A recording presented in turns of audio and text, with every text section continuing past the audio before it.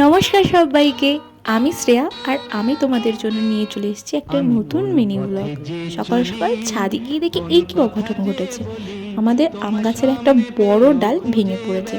আসলে এই ডালটায় এতটাই আম হয়েছিল যে ভার সহ্য করতে না পেরে ডাল সমেত ভেঙে পড়েছে।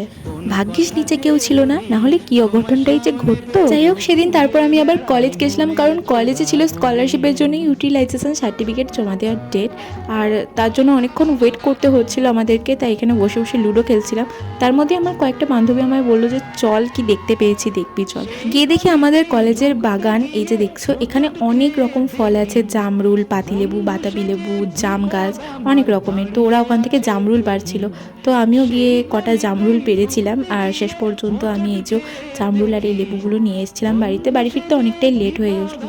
বাড়ি ফিরে বসে বসে জামরুলগুলো খাচ্ছিলাম, বেশ ভালোই মিষ্টি ছিল। কিন্তু তারপরে দেখলাম খানিকক্ষণের মধ্যে প্রচণ্ড মেঘ করে এলো, কিন্তু বৃষ্টি ঝড় কোনোটাই হয়নি। তারপরে মা এই যেগুলো রোদে দিয়েছিল, মা এগুলো সেগুলোই গোছাচ্ছিল, আর আমি বসে বসে মাকে একটু ডিস্টার্ব করছিলাম। দেখা হচ্ছে পরে একটা ভিডিওতে। আজকের মতো বাই।